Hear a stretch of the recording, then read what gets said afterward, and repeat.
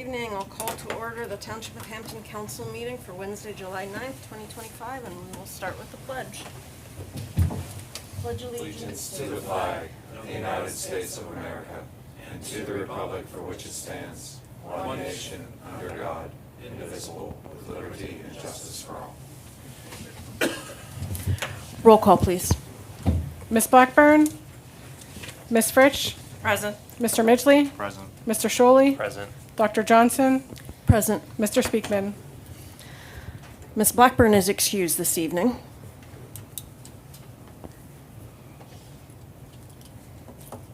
All right, we will start with administration, and the first item on the agenda this evening is a presentation by the Hampton Township Police social workers.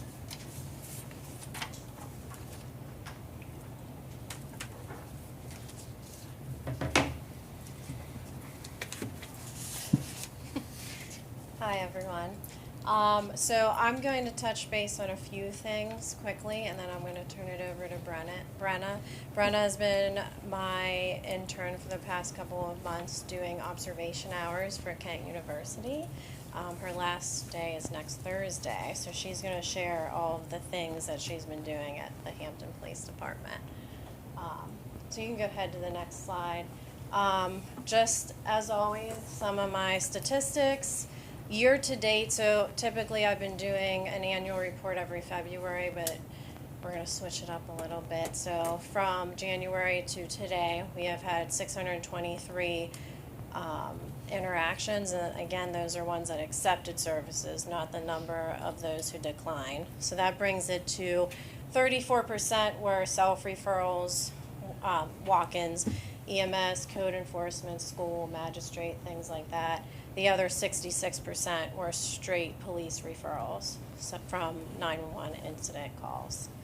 And then to try to narrow it down on the most utilized categories is mental health, juveniles with child lines, working with a detective on those, the elderly population, and then domestics.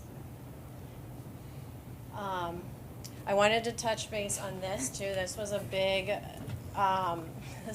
service that Brenna actually got to take part in from start to finish. So this here is the before and after of a hoarding case here within the township, and we partnered with the Township of Hampton and worked with the manager and code and Amanda and all lots of us in this service to help bring the home safe, where it wasn't facing any code violations. It was safe for the resident to return home from both, his physical state. So we utilized Bio One Hazardous Cleaning, and they came in and did all of the heavy lifting and work, but myself and all of my interns and staff, so not all my interns are here tonight. Sydney had class, so she couldn't attend, but she's from Chatham University. Carrie has been with me since last August. She's from Penn West University. And then later on, I'm going to introduce my new part-time social worker, but also brought in Jordan, who is the police social worker in Ross, to also help with this. So there was about 6 or 7 of us on scene the entire time to get it done. This service took, I think it was about 9 or 10 full working days to get the home up to safe standards. So that's the before and after. And I just wanted to showcase this a little bit because when I have interns come in, one of the major categories that people are usually hesitant to get involved in is the hoarding disorder. It's extremely difficult to work with, and it's an extensive service. Usually it entails exposure therapy and different support groups and a lot of different service providers working together. So in this case, it was, Adult Protective Services, the nursing home facility, the Township of Hampton, all the things, family members. And the interns came in and they did a very good job from the beginning of the shift to the end of the shift for 9 days straight working on that. So I wanted to point that out. And then we're going to touch base on all of the community engagement events that have taken place so far this year. Oh, that's really small, sorry. So I was able, usually I am presenting or speaking on police social work and how to expand and implement the position. But this time I actually presented on the challenges and changes within the position. So it was a change of topic for me. But it is something I think now that police social work is a little bit more popular and it's being utilized in more departments. Now we're starting to see areas for improvement, different challenges that departments face and things like that. So that was a good educational piece that I enjoyed doing. I also attended a trauma-informed care event. There is a committee, Trauma-Informed Policing, through Carlow University. They've reached out to the chief and I a couple of times, and they have asked me to attend different presentations and whatnot, and I really find it beneficial how they focus their trauma-informed care events, because it is focused on the law enforcement environment. So I was able to attend that, and it was extremely beneficial because there's not many training opportunities out there that specifically gear the knowledge towards police social work. And then I still attend the Mental Health and Substance Abuse Task Force. Initially that was with State Representative Rob McCurry, but now Schaefer has taken over that and continued it. So they have continued that, and that's a group of us, of different agencies and individuals, mental health professionals in the community that come together to try to come up with preventative ways for substance abuse and mental health, harm reduction, things like that. Go to the next one. Thanks, Amanda. Why don't you start? Yes, so I was actually present for the Solid Foundations Academy Touch a Truck event with Officer Brown and then one of the other interns, and there was a police car there, and then as well as a dump truck and one of the fireman vehicles, and it just allowed for about like 9 or 10 of the students at that academy to explore the different vehicles, be able to sit in the back of the police truck, get familiar with all the different lights and sounds that they produce, and it was just really able to like start the young kids early of like being able to recognize these vehicles. And then there was also, it was a pretty crazy month for Touch a Truck events. So there was, we also attended one at Parkwood Church during their Strawberry Festival. Officer Ben Brown reached out to Port Authority Police, and they actually brought up their SWAT vehicle. Maybe that's not the technical name for that. But, and then we partnered together and did events alongside each other for that. And then, of course, Hampton themselves hosted a Touch a Truck event as well. So this was the first year that I've attended this. This is the District Attorney's Senior Wellness Expo. At this particular event, they focus on the senior community and getting them resources, caregiving supports, like all the things that are actually very difficult for the elderly population to find and get into place.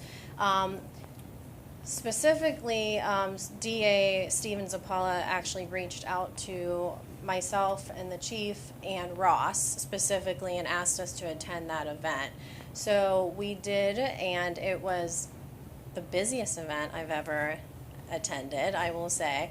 But it was really neat to work alongside Ross together and be able to provide services. There was a lot of individuals that came and were very surprised that there was police social workers in departments now, and a lot of them didn't even know that their communities and jurisdictions had police social workers. So we were able to provide that information for them, and just being able to be a face at a large event like this is pretty great. So another event that we attended, me and Carrie, was the Pet First Aid event, and it was actually a very good turnout for it being a Thursday rainy night. And the lady that was presenting was talking about what to do if your dog or cat has a seizure, if they're overheating, if they have ingested some poison, something they're not supposed to eat, and it was just all about that. She was going to bring a dog, but it was too hot that day, but it was still very educational nonetheless. And then me and Carrie attended the substance abuse awareness event that was hosted at the high school for 2 days with the 9th grade health classes, where we talked about, we had 2 recovering addicts come in that talked about their experiences with drugs and then recovery, and then I gave a little bit of my insight about being in college surrounded by drugs and alcohol, and then Carrie did as well. Yeah, that's something, this is the 3rd year that Social Services has partnered with.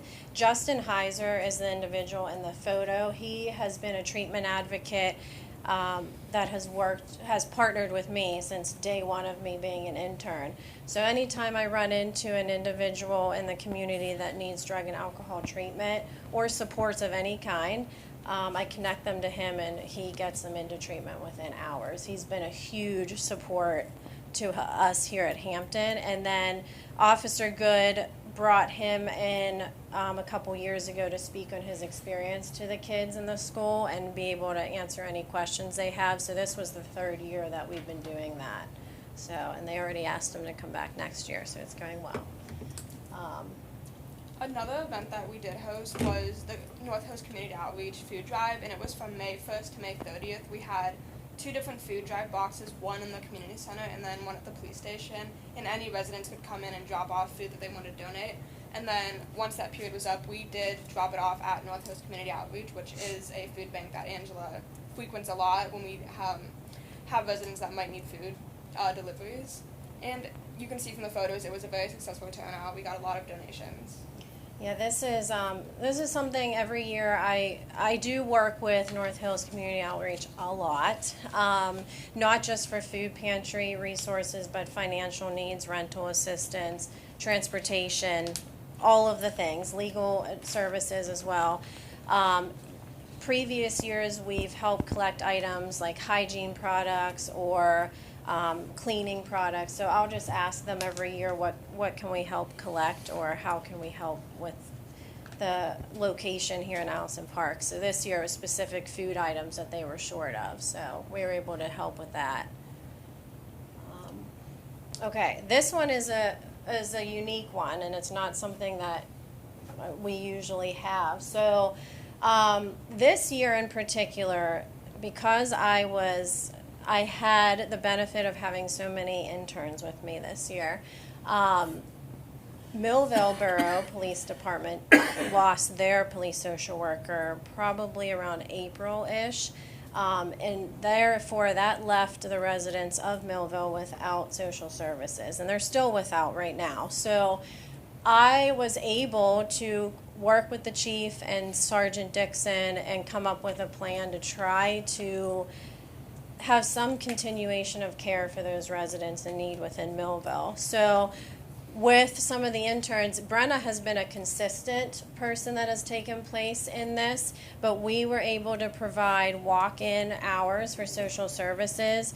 It's not anything too extensive, but it's, they set up a table there, as you can see. Brenna put together a whole bunch of different flyers for different resources. So it's, they're able to hand out the flyers for whatever category of services that individual may need, and then connect them to somebody in the police department at Millville to help, take it a little bit further. So it's just a little Band-Aid until they're able to hire a police social worker for their department, but it has been helpful. And I think the interns, I'll let Brenna speak on it too, but I think it opens their eyes a little bit on all of the implementation and expansion that I also coordinate alongside just the crisis response here in Hampton. So it's not, my particular role is still helping the other police departments in as many ways as I can, and this was a good example for them to experience that. Yeah, Do you want to share about what you have noticed there? So every Tuesday from 10 to 2, it's usually me and Carrie, and we're at the Millville Community Center, and there's actually a North Coast Community Outreach branch above us, and so we direct a lot of people up there whenever they do need that help, and the 2 people that we have talked to that have come in for walk-in hours, we have directed them up there too. So far we only have had 2 people come in for help, but that's because I feel like we're still not very well known down there, but when it does start to pick up, we hopefully will see an increase of people, and all the residents have told us that they do really want a social worker back because they loved their previous one, and they think social work is really important in Millville, especially since they are so close to the city. And it is like super neat to see how the police officers will come in, check on us if we need anything, and it's really cool that they, we were able to do this with them, and Angela partners with all the different police officers as well. I will say it is a smaller borough, so there's only about like 1 or 2 officers on shift, and it's very, very like slow down there. Whereas up here, Angela is like constantly like she can never sit down, and so it is very interesting to see like the different dynamics of the police stations. Yeah, they get a little bored down there sometimes. But yeah, it's, and this only, I think, again, Brenna's last day is Yeah. next week, and then Carrie will be finishing up shortly after, same with Sydney. So we won't be able to provide this service to Millville past, for the next couple of weeks, but it's been nice to be able to help out when we could.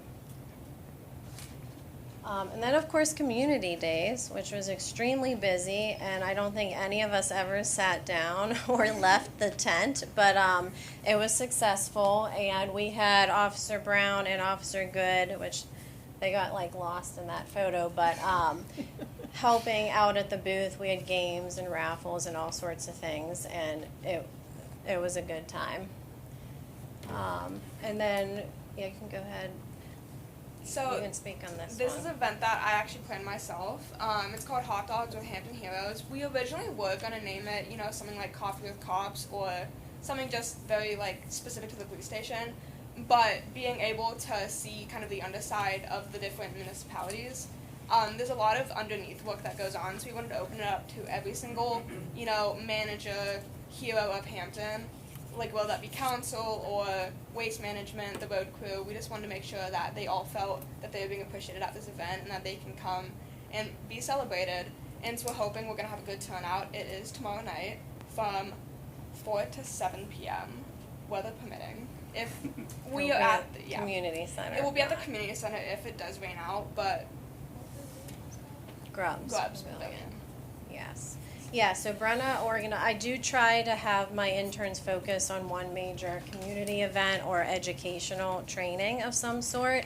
So Brenna put this together, made the flyer, emailed all of the people involved, and she'll be there for the event tomorrow night. And there are quite a few people attending. Okay, so that is all the community events year to date. But then I'm going to bring up Olivia and introduce her. Olivia is the new part-time social worker with us at the police department. She's a licensed social worker, and she currently works part-time with Children's Hospital as a forensic interviewer.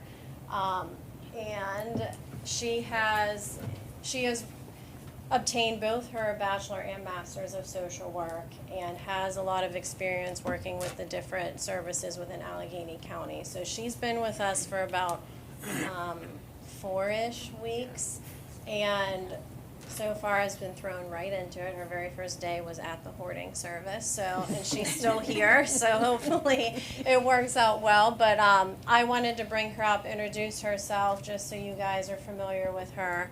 And she'll tell you a little bit about her background and everything. Hello, everyone. Angela covered, I think, the key points, but I'm really excited to be here and meet everybody. Today is my 4th full week, I think, so we're about a month in, a little bit more. So I'm transitioning into this part-time here with my position at Children's as well, so it's a new kind of balance act for me. But I'm very excited to pursue this position. Police social work is what really drove me to complete my MSW, so I finished that in December of last year. And I did complete an internship with the City of Pittsburgh as well with their co-response department. It's within the Office of Community Health and Safety, so it runs a little bit differently and a little bit newer than Hampton's co-response. So I got to spend some time learning there as well. Which then just continued my interest. So I'm very excited to incorporate more crisis intervention work and on a community level. And I was really happy to actually meet Angela previously to getting hired here in O'Hara Township. So I got to learn a lot about what goes on here at Hampton and how the social services corresponds with law enforcement here. So I said, why don't I interview there? And so Angela drew me in, and here I am. So I'm very excited, and so far so good. Everyone has been wonderful that I've gotten to work with so far.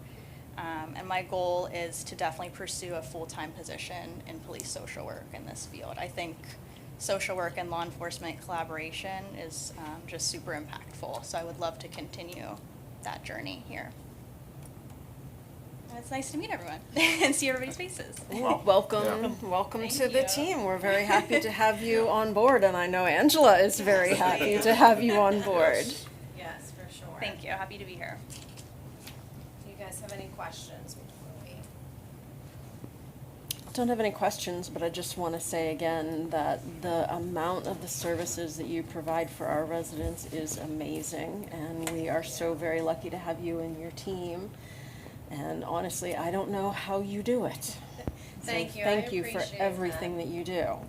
Thank you. And All thank of you you. for giving me your daughter for a few months because she's been incredible. She really has. And I keep telling her she may end up back in police social work, but she's been a huge help over the past few months too. Same with my other interns. So I actually don't have any interns coming in the fall. So this will be a unique year for me. So it will just be Olivia and I. So we'll see if that changes, but thank you. Alfie, did you have any Olivia, questions? welcome, No, and yes, welcome, okay. and thank you. All right. As always, Thank thank you. you, Angela, thank you so much. Absolutely. And Brenna, I'll see you tomorrow. I'm gonna try to come. I'd love to come. Good. Don't judge. We're not the best at grilling. All right. Item Yes. B. Yes, so Bob Getz from Trans Associates is here to discuss, I know there were some questions previously at the last meeting regarding the study he did, the intersection evaluation for Middle Road and Wildwood Road Extension and his recommendation. So, Bob, I'll let you come up. They all have the executive summary of what you prepared, but if you kind of want to go through it just a little bit, an overview. I know I sent you some questions as well that, just if you can answer. I'll turn the floor over to you, Bob. All right. Good evening. Like Ryan said, Bob Getz, Trans Associates. I think most of you know me, and I think I know most of you. So just a summary on this traffic study we did for Middle Road, Wildwood Road Extension. First of all, Middle Road, County Road, I think most of you realize that already. The county considers it a collector as far as a classification of road. So it's more than a local road, it's less than an arterial. Wildwood Road Extension is PennDOT road, also classified as a collector, is a major collector. And then the state part of Wildwood Road Extension ends at Middle Road. Posted speed on both roads is 35 miles per hour. So we started this study in 2024. One of the first things we did was went out and collected traffic data, and by that we put the tube counters down on all approaches to the intersection. We did camera counts where we mounted a camera out there for a couple days to collect hours of data on this. And these were done on typical days last October. So school was in session, pretty normal conditions. And what we do is we count every car, we get speed data on the approaches to the intersection, and then we reduce a lot of this data and we end up, we analyze it. The speeds on Middle Road, which does not stop presently, were pretty much adhered to the 35 mile per hour posted speed. And by that I mean we summarize both the average speed and then what we call the 85th percentile speed, which is the speed 85% of the vehicles are traveling at or below. And that was that was around 38, 37 mile per hour, which is actually fairly compliant with the speed limit. We also got crash data. So we get crash data. These are all considered reportable crashes. A reportable crash is one that is either there's an injury involved and or the vehicle cannot leave the scene under its own power, so it has to be towed.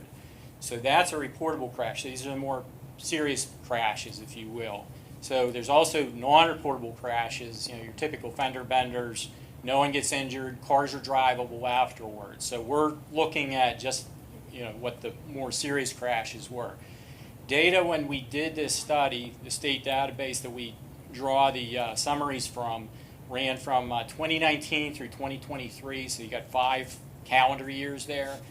15 reportable crashes in that time. Interesting to note that 10 of those, 2/3 of those, were angle crashes. This is where typically a car pulls in front of another car, whether it's a left turn, right turn, and gets not so much T-bone, but actually there's a collision at some angle.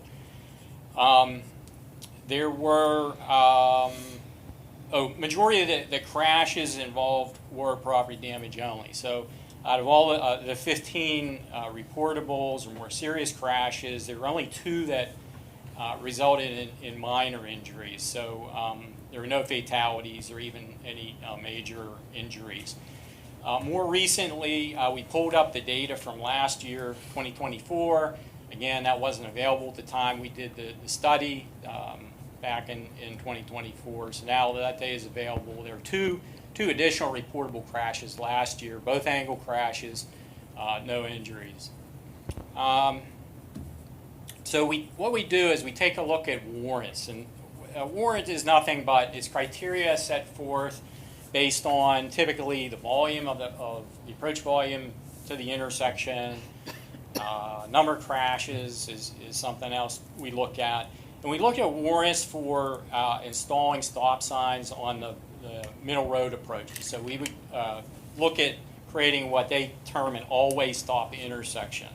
So the criteria we use, it comes from a federal manual called the Manual on Uniform Traffic Control Devices, long title, typically shortened MUTCD. And we took a look at a couple of warrants there as far as installing this always stop control. The volume data, traffic volume data we have falls short of meeting that warrant. A couple important things to remember, though, is coming off Wildwood Extension, we have that channelized right turn. And that's actually a fairly heavy movement, but it's not considered because it's not in its own lane as it approaches the intersection. So we did include the channelized rights coming southbound off Middle Road, so they were in the major street volumes there. But still, we don't meet that volume warrant for always stop control. We do meet it based on just number of crashes. So what the MUTCD states is that if you have 4 or more crashes over any 36-month period attributable to correction, if you put those stop signs in, that would meet a warrant. So that's the warrant that we're meeting for always stop control. Then we took a look at traffic signal. With this actually warrant traffic signal based on the volume and again the crashes. So these warrants are based on a different set of criteria, but at any rate, the volumes that were out there actually meet 4 hours of a 4-hour warrant. So they do meet it. That would be the minimum. They meet a warrant called the peak hour warrant, but that's not really applicable in this case. That's more like in terms of a factory driveway or office park driveway or something like that coming out on a busy road. So it's not really applicable, even though the volumes would meet that warrant. So far we're meeting always stop warrant, or we're meeting a warrants for traffic signal based on the volumes. So next we look at what would happen if we went ahead and put that always stop in. How would the intersection function? And we take a look at things like vehicle delay and levels of service and how far back the queues would back up. So when we look at this, the always stop would improve conditions on Wildwood Road Extension, which right now operates at the worst level of service, F, and about a minute delay on average to get those vehicles out onto Middle Road. So it would reduce the delay, roughly cut that delay in half, and obviously we would add delay because we're adding stop signs on Middle Road. However, it was still, it's projected to still operate under acceptable conditions, meaning it'd be level service C, delays in the range of 30 seconds or so. Backups obviously reduced a lot on Wildwood Road Extension. Obviously, we would have queuing on Middle Road. In the afternoon is more critical than the morning in terms of volume. So we're probably looking at, say, 5-car or 10-car queues from time to time, backing up on Middle Road. We also looked at if we would install a traffic signal at the intersection, and that works a bit better. By that I mean, traffic signals, obviously the behavior is much different. You have distinct phases where traffic has right of way for 30 seconds or more. You get what we call platoons of vehicles through at a time. It would actually work a bit better than an all-way stop would. We also looked at sight distance and on all approaches. And the one approach that is rather marginal is southbound, approaching the intersection where you have some tree cover on the left-hand side of the road. It meets the minimum stopping sight distance, but not by much. If some of those trees and some of that vegetation could be trimmed back on the inside of that curve, would definitely help. So our conclusion of the study, a couple things in recommendations, being that it meets these warrants, and it would appear that it would still operate acceptably with either all-way stop and definitely with the traffic signal. We would recommend kind of a stepped approach here. So by that I mean install the stop signs, stop bars on Middle Road approaches. There's some other things that need to be done there. For instance, you would put all-way plaques, all-way stop plaques under each stop sign for a 60-day period after the new stop signs are installed. It's usually good practice to put a red lens flashing light above them, just for extra emphasis so the motorist can take notice of that. They usually come down after 60 days, the flashing lights do, not the stop signs. And stop ahead signs on at least the southbound Middle Road approach, where I mentioned that the sight distance is rather marginal. We could also add stop ahead pavement markings to Middle Road approaches. Currently, there's pavement markings out there. I think they're the T intersection type markings. I believe there's slow markings out there on the pavement currently. I think we would want to supplement or add signs stating stop ahead. And then, again, try to remove that vegetation on the inside of the curve would, I think, help a lot. Do you want me to go into some responses to the questions that were raised? Or? I mean, I don't know. Before you do, what's a stop bar? Is that just a white line on the pavement? White Okay. line, yeah, white line located typically adjacent to the stop sign. Okay. Correct. Yeah, Bob, I know you got some questions from Councilmember Shuley, Dr. Johnson, Councilmember Yeah, Midgley yeah, as and- well, so yeah. So I can go through these. I don't know if you want me just to read them or kind of get the gist of it and Sure. our responses. Okay, so from Councilman Shuley, I think you had a question about the trial period. And if you put these stop signs up, I think your concern was if they're not up long enough, and say there are backups and we have to remove them, but there's really no evidence that it did anything. In other words, it didn't reduce crashes or anything like that. So I think what was meant there was we would keep these up, 90 days, absolute minimum, 3 months. I think we'd want them up, though, that we can prove that the crashes were reduced based on the previous year's data, or previous maybe 3 years data would be better to show that we are cutting back on this, at least on the reportable crashes. I mean, and the non-reportables are important too, but the seriousness of these crashes, if vehicles aren't having to be towed away, if there's no injuries, I mean, I think that is some progress anyway. You had a question about the actual crash data, time of day, and a lot of other information in there. If we drill down, we can get to, obviously the in-depth police reports. The MUTCD, the federal manual, though, doesn't really require you to take a look at things like time of day and how old the driver was and these things, but it does make sure that the type of crash, that if you put the stop signs up, it will be corrected. Those type of crashes would be corrected. And I think that was done in the study that we proved, okay, it's only the ones that typically angle crashes and the like. And I think your next comment kind of pointed that out was, you found one crash that was someone rear-ended someone else. I think there was another one involved a driver not stopping at the stop sign. So they were actually taken out of the data that went into the crash warrant that we looked at. So we did not look at, I'll call non-applicable crashes. Yield sign on the approach. So there's a yield sign for southbound rights off Middle Road onto Wildwood Road Extension.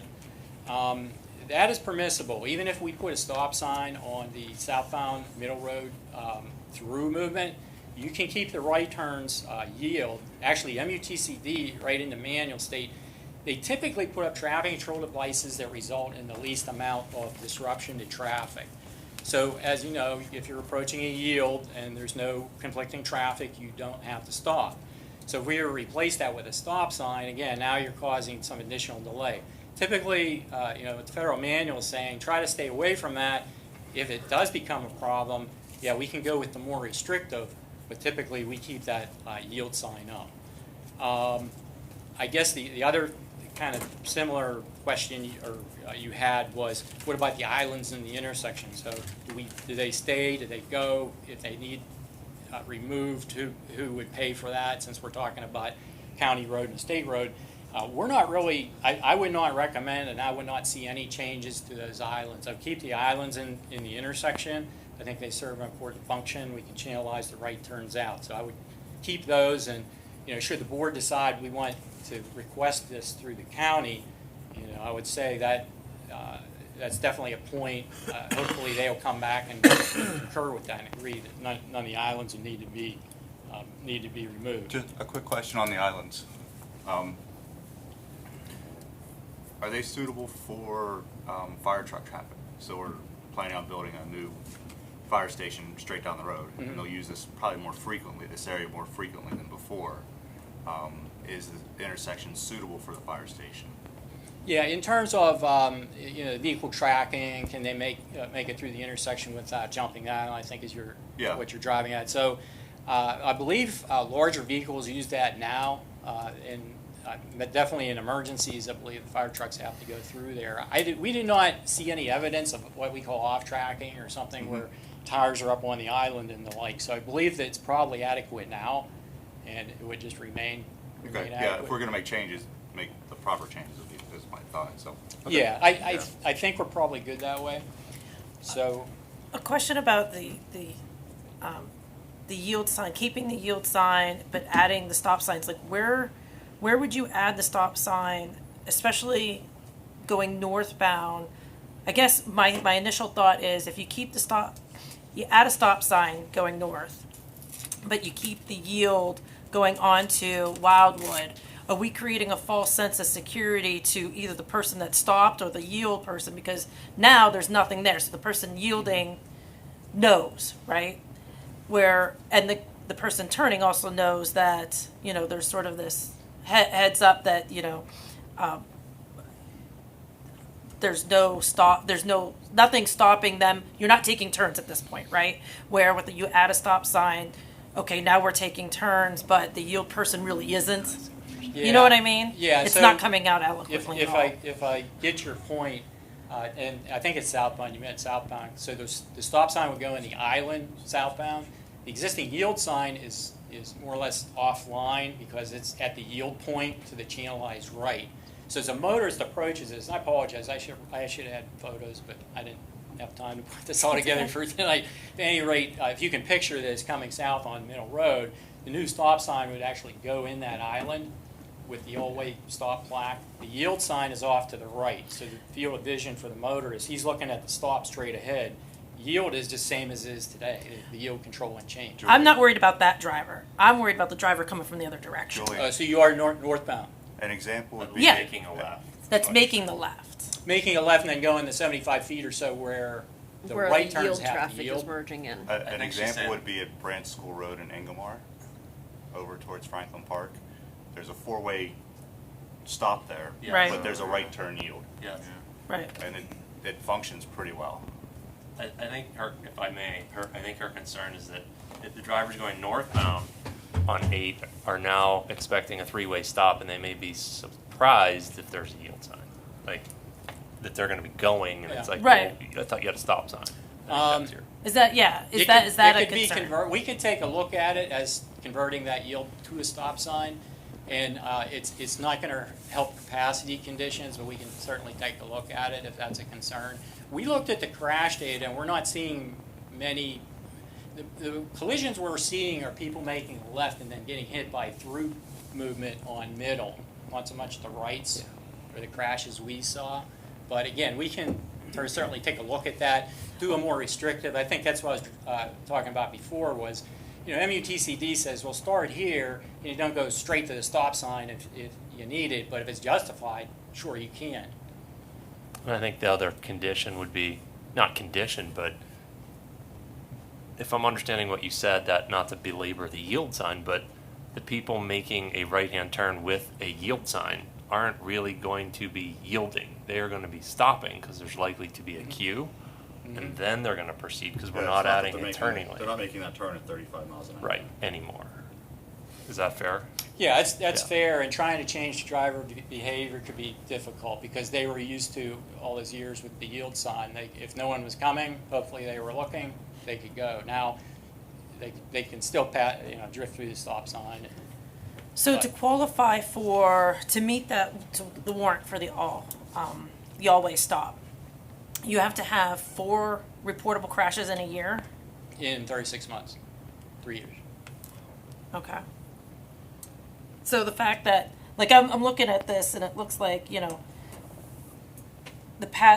last year was only two reportable crashes. 2023 had 1 reportable crash. It looks like most of our data is because of the accidents from 2019 to 2022, not necessarily 23 and 24. Yeah, MUTCD is not specific on what time period that is.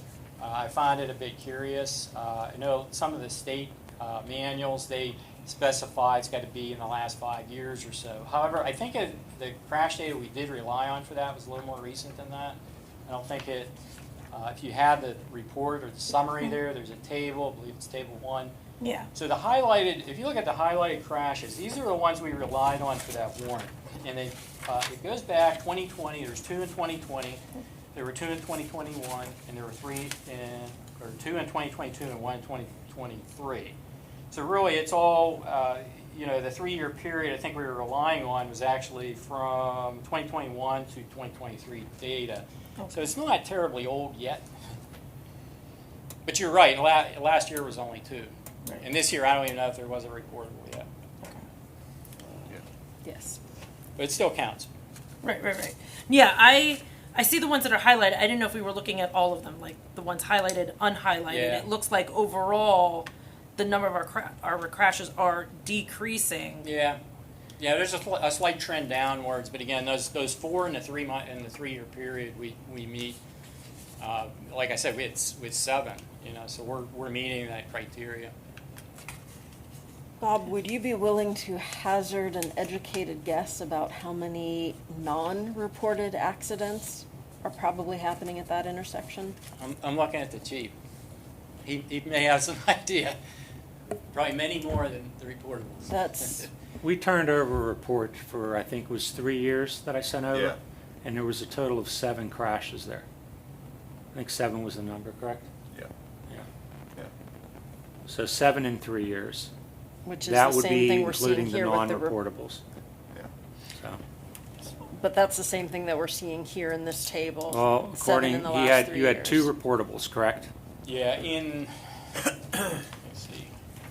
Yeah, per year, I believe there was only 1 in 2023 that would count.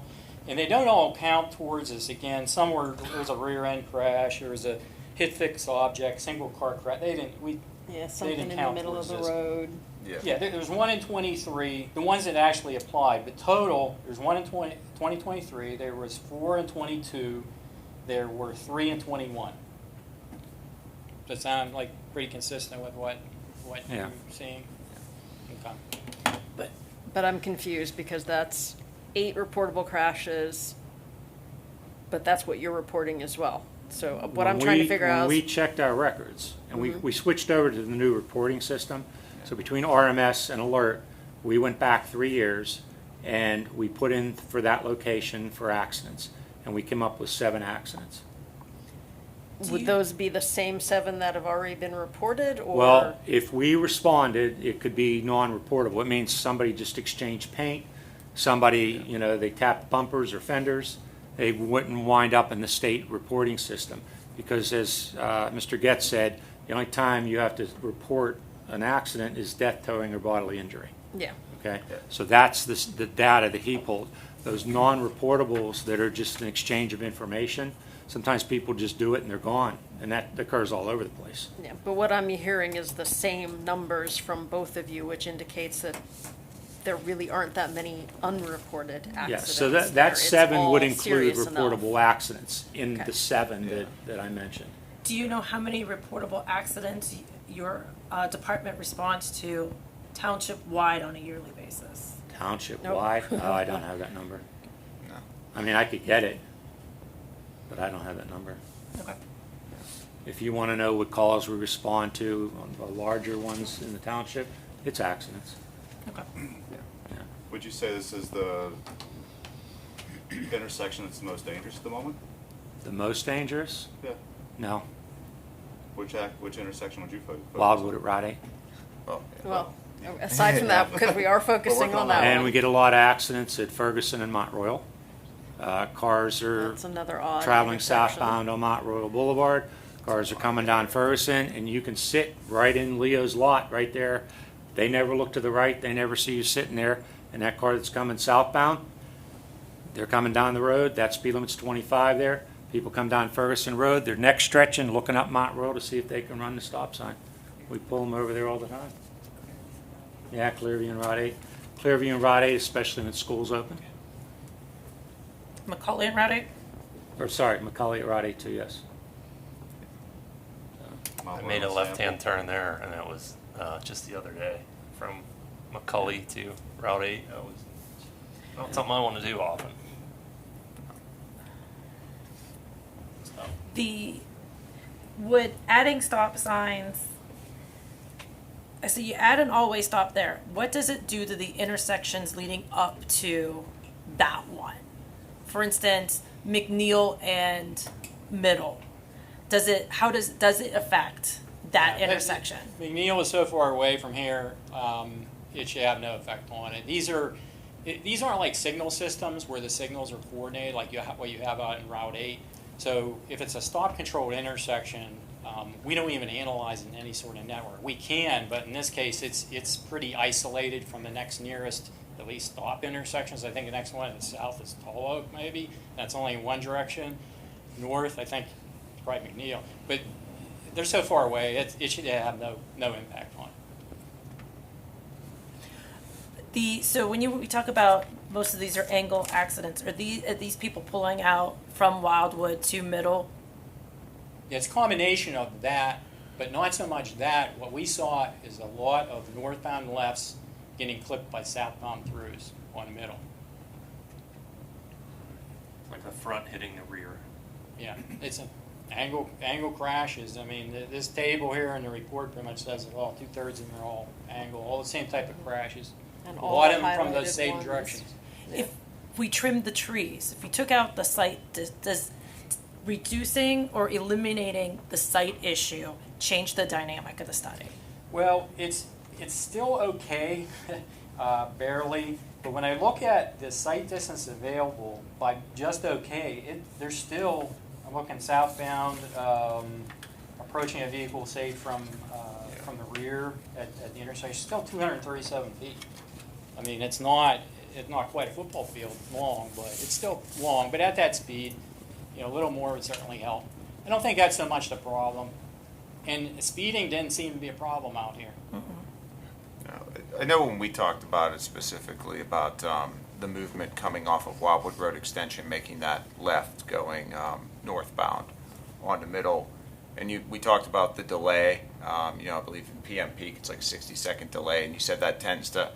And this gets to I was talking to another council member about this, but trust me, this is not I mean this with all due respect. Traffic engineering is as much an art as a science because with site development or something like that, you can say, hey, look, we can sequester so much stormwater, we can control it. Traffic engineering still relies on human behavior, and there's a lot of psychological elements to it. And I know you had said to me something about waiting that long, that 60-second wait causes drivers to get antsy and try to gun it, basically. Yeah, we call it critical gap, and critical gap is the seconds gap a motorist will typically, the minimum they will accept to get out into the mainstream of traffic. But what happens is, you're correct, I mean, the longer someone waits, the more they're willing to accept a gap that's less than that. And bad things can happen if they do that. Yeah.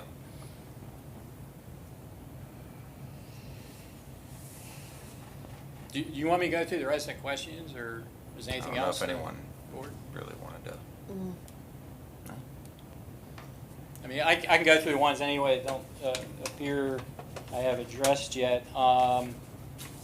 There's a question, I guess, about equating queues and delays in traffic and what this all means. So, 30 seconds, I guess, remember that's an average, meaning that it could be more than that during the peak hour, it can be less than that during the peak hour. It's just an average. So it's an average of every vehicle that goes through there. The average they would have to wait is 30 seconds. So if I have to wait 60 seconds, maybe in 15 minutes, it's down to 10 seconds or something like that. It's just an average. Queues are similar to that. However, in traffic engineering, we use something called 95th percentile queue, which is the queue length that would be only exceeded 5% of the time, if that makes sense. So, there's a table again in the report. I won't go through all of it. I know, Caroline, you had a question about how long or what that equated to. So a queue length in our models, we use 25 feet per vehicle, typical passenger vehicle, and a gap between them. But that's when you see the feet in there, if you start dividing by 25 feet, that's roughly the number of vehicles. Yeah. So I think the only things I really didn't touch on yet were, a question about could we just add addition of signing, paint on the asphalt, any other devices out there. I know some years ago, I believe the county did paint what's out there today, and they also have, I believe southbound anyway, both sides of Middle Road. There's an intersection ahead, there's the name of the intersection warning signs, there's intersection warning signs northbound. I don't think we can add much more in terms of pavement marking and signing as is, other than the stop signs we talked about. So I think that's pretty much done. I mean, can anything else be done? I mean, flashing warning devices maybe are one thing to explore. They tend to be expensive, and in this case, I don't think they're going to be all that effective. If you don't do the stop signs and you just put a flashing warning device up, maybe it's an electronic device, meaning it has to be permitted by PennDOT, even though it's on a county road.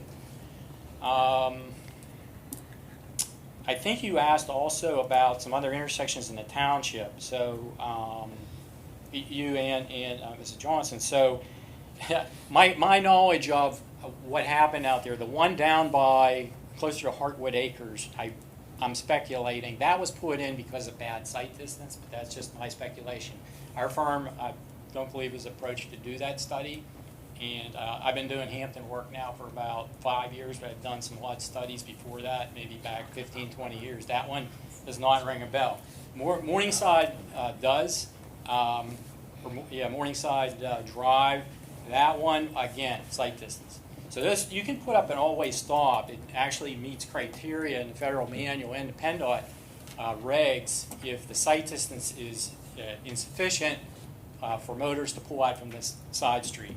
I believe that's why you see so many of them along Middle Road. So you've got that one, you've got Tall Oak, there's at least 3 others out there. There's stop signs that were put up on the main street. Some of them are only in one direction. I believe the purpose there was no sight distance issue. See, you put out Morningside, the sight distance issue is bad to the left, but not to the right. So they kept that traffic moving northbound on Middle Road. But you do not feel that it would be advisable to only have a stop sign on southbound Middle? At this intersection, I think it would add to confusion. I really do. I mean, I've seen other municipalities do it. There's specific signs you got to put up. Traffic from left, right does not Yeah, stop. And, right. you know, it's great if you're through the intersection every day and you're used to this. I travel a good bit, different parts of the country, and there's some crazy stuff out there. I mean, they just don't sign it. Two-way stops at three-way intersections, three-way stops at four-way intersections. You don't have to go far to see that. Some communities take the stop signs down on the upgrades in the wintertime, so people don't have to stop. But they don't put anything on the side street. Well, I mean, if I'm from out of town, you know, or even if I'm from in town, how do I know that? So you want to kind of stay away from this adding signs, taking signs away, because now you're starting to confuse motors, even local motors. And I would agree with Bob on that. I've seen obviously four-way intersections that are three-way stops. I just think those situations are inherently dangerous, honestly. You know, I think if you ever do a stop control, you should do it at the whole intersection, honestly. So just for queuing, would the volume of traffic be similar here as it is at Middle Road and Harts Run Road? So that's a four-way. So that's a four-way stop. Yeah, I know what you're talking about. So what happens here? You know, the best solution here is actually realign this intersection. The reason I say that is, if you look at the traffic patterns of this intersection, I was shocked. There's more right turns southbound on Middle onto Wildwood. There's about 3 times as many as there are going through. So my point is the volume from that point south diminishes by about a half. And the same thing going northbound. So left turns off Wildwood are much heavier than right turns. So that portion to the north is a lot heavier. So we're kind of in a real change point here on Middle where the volume is diminished greatly. So I don't know if I'd compare it so much with Middle unless something was going on in Hartwood Acres, because it's got to be a lot lighter down there. I mean, from this point north, yeah. You compare it to another intersection this point north. So. When you say realign, 2 seconds, what does that mean? Yeah, so what you would do, the major movements here, and there's a figure in the study, I think it's figure 2, it shows this with the arrows on it. But if you took the North Lake and Middle and you aligned it with Wildwood Extension and made that the major street, which it is volume-wise, and you teed in what is now the south leg of the intersection, just put a stop sign on the south leg, things would probably work a lot better. I gotcha. Yeah. So would that fall on the county and the state? You could do it a lot of different ways. I mean, you could try to work up some sort of partnership or cost sharing. You could do it with a grant and through the highway occupancy permit process with both the county and the state. You would have to get them to buy into this, though, because you are affecting both roads. Right. Yeah. And I'm not saying they wouldn't. You'd have to take a look at how much right-of-way is available. That's a big consideration out there. You're right in a residential district. No one's going to want to lose their backyard for this. And you know, same thing with a roundabout. You know, I think early on someone mentioned a roundabout. It's like, I don't see that working here. I really don't. We look at a lot of roundabouts, and a lot of them never go anywhere because of the right-of-way issue. There's just no land to build it on. And if there is, you have to condemn something. A lot of times it's businesses, and it's very unpopular. Why doesn't the county, like if the county put in the stop sign of Middle and Fox Run, why aren't they doing it here? Any idea? Probably this was not brought to their attention, would be my speculation. I mean, we were asked to do this study in 2024. Up till then, maybe there were problems, but maybe no one really lodged a complaint, and now there is. So.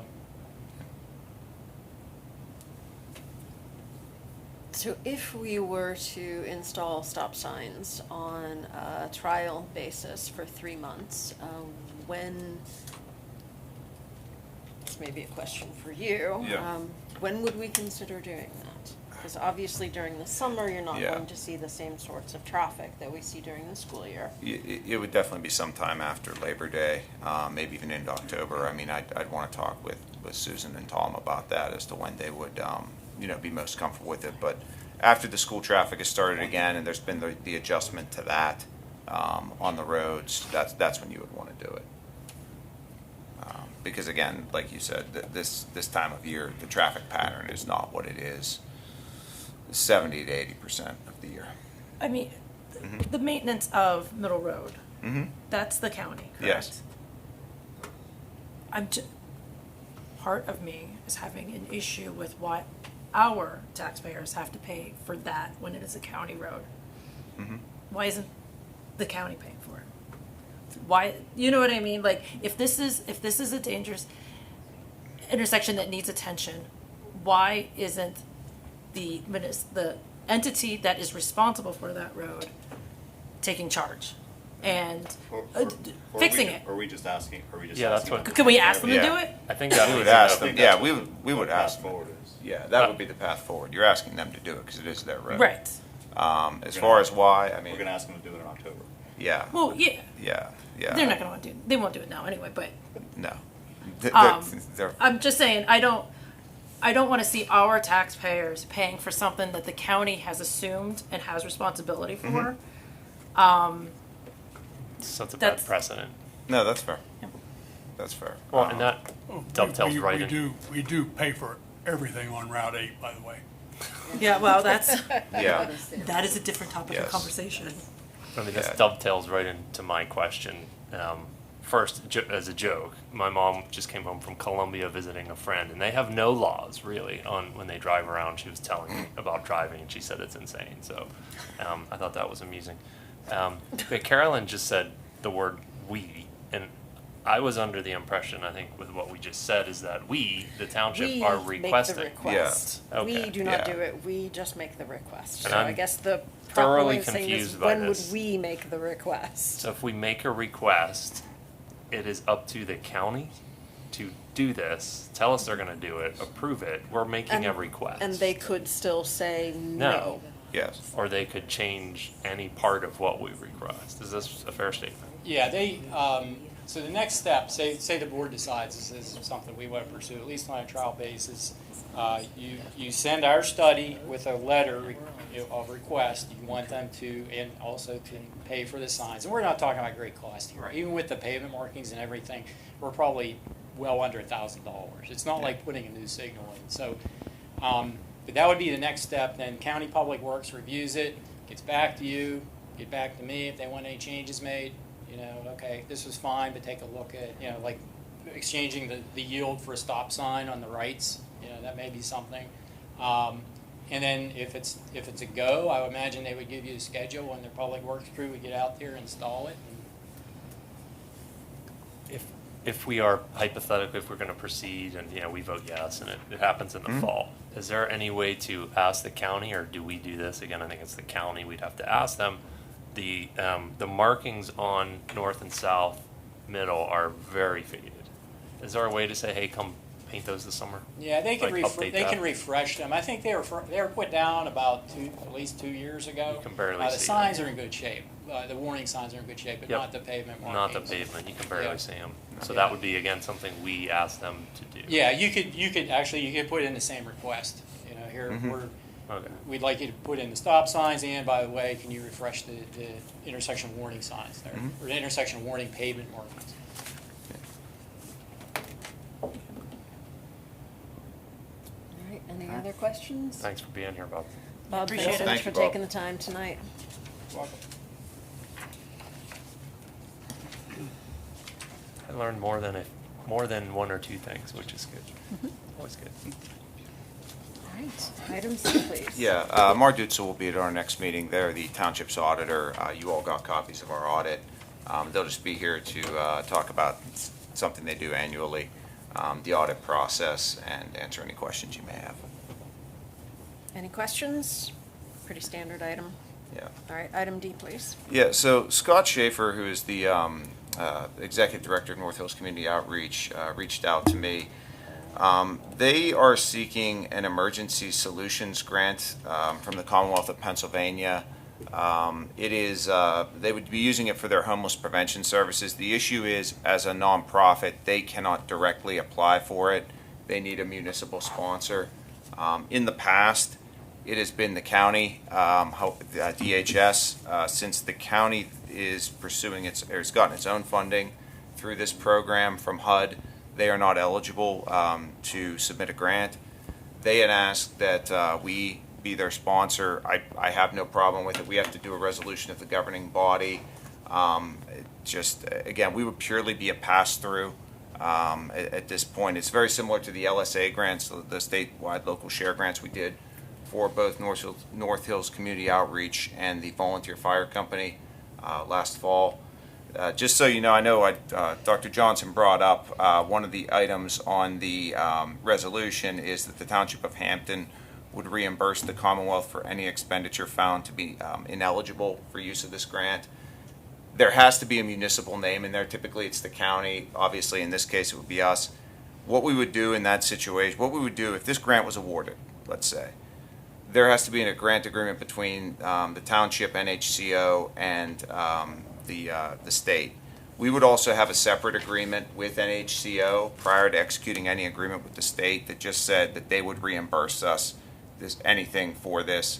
NHCO, in my experience, is a very professional organization. I don't think they're going to have any expenditures. They're not eligible for this grant.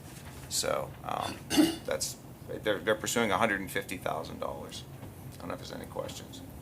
I always ask for English when I talk to the lawyers. Yeah. So I try to do lawyer talk and I can't. So what you just said was we would do a document that precedes the signature of this document. Yes. Okay. It's similar, even with the statewide LSA grant, we would do the same thing. Gotcha. Okay, that makes sense. Mhm. All right, any other questions about that item? All right, anything else for administration? Nothing.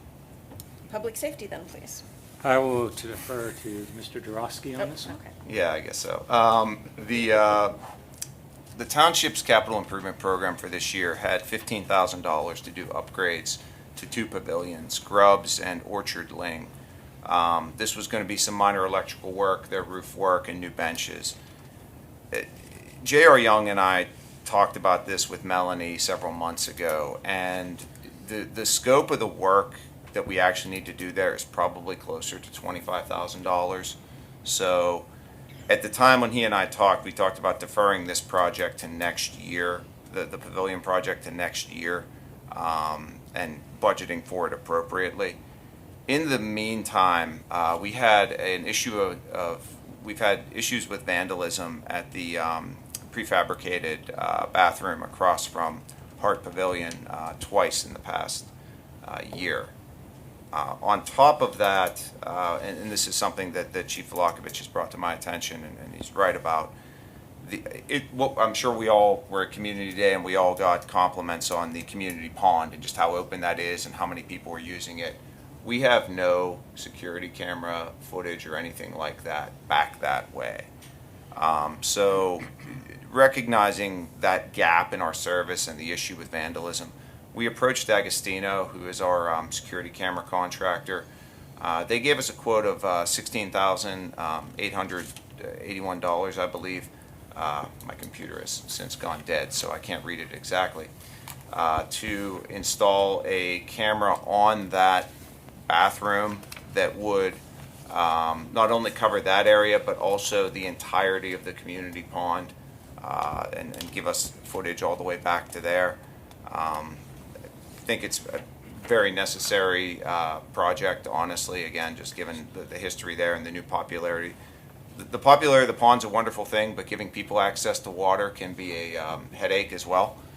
So this would solve both of those problems. Tom, I don't know if you have anything you want to add. I mean, No, just the fact that, we have all those areas in the park through the municipal complex, the police department, the community center, all covered. And this was one gap. And based on that report that I submitted to you guys when we started this, it's not only to, detect criminal activity such as vandalism, but it can help in liability issues. yeah.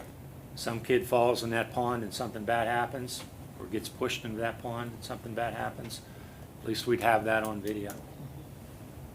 So, And the grand total for that is $16,866 since your Okay. computer's dead. yeah, that's correct. Of which 15,000 is budgeted. Yes, and we've had savings on some other projects as well, as the interest earnings in the capital improvement program, capital improvement fund have been, as Jerry constantly reminds me, beyond what we budgeted.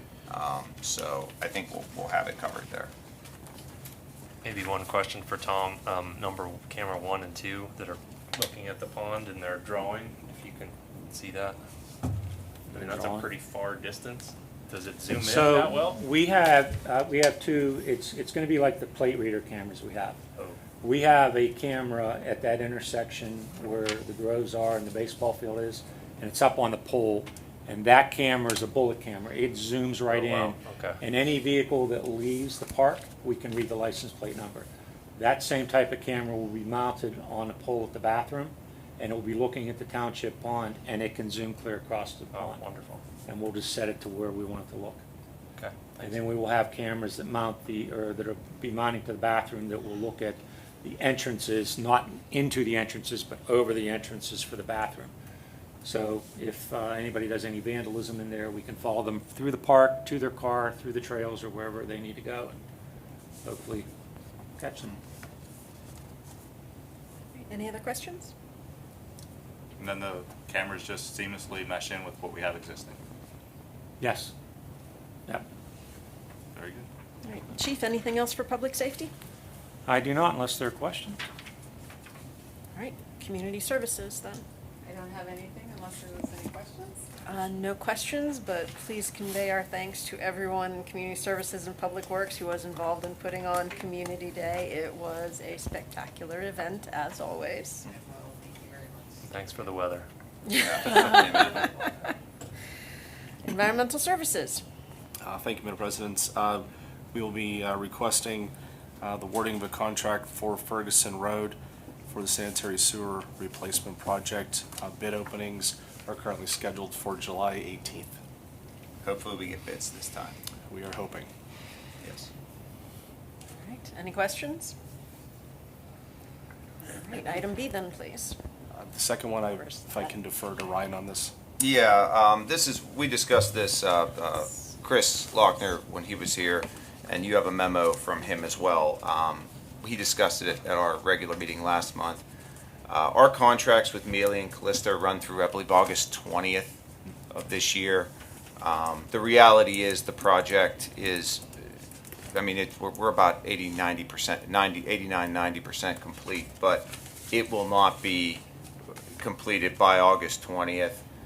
This is an extension of both those contracts through the end of the year. I can tell you, Callista actually plans to be done well before this because we told them they were giving us we were giving them or considering giving them the extension, and their response was, "Can we finish sooner?"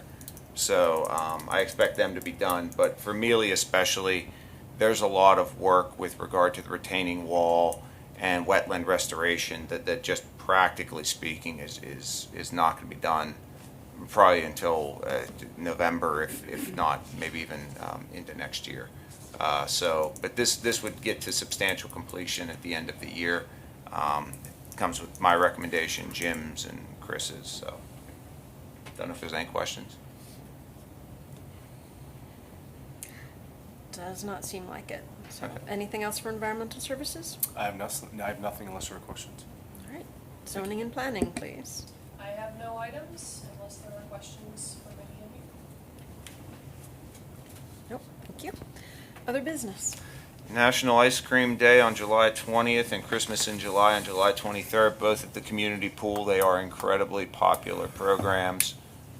In Miss Blackburn's absence, I will also highlight the Depreciation Lands Museum wool walking and their scavenging. Now you have to answer, what is that? I will highlight the Depreciation Lands Museum wool walking. And the Depreciation Lands Museum scavenger. I know what a scavenger hunt is. But yeah, don't have anything else. And of course, Pints in the Park Of coming up. course, yes. Hot dogs with heroes. Hot Dogs That's with right. Heroes. Mhm. All right. Tomorrow. Yeah. Tomorrow. Yeah. Does anyone have anything else that they would, one Yeah. second, does anyone else have anything that they'd like to add for other business? Nope. Okay. This isn't a public comment period, but if it's a quick question, I'll allow it. Oh, I'm sorry, I don't know what the edit is. Yeah, usually the second one of the month is there's a citizens agenda matters where Mhm. people can talk, but if you're here, if it's quick, please. Okay. But I will ask that you come up to the podium and you state your name and your address, please. Okay.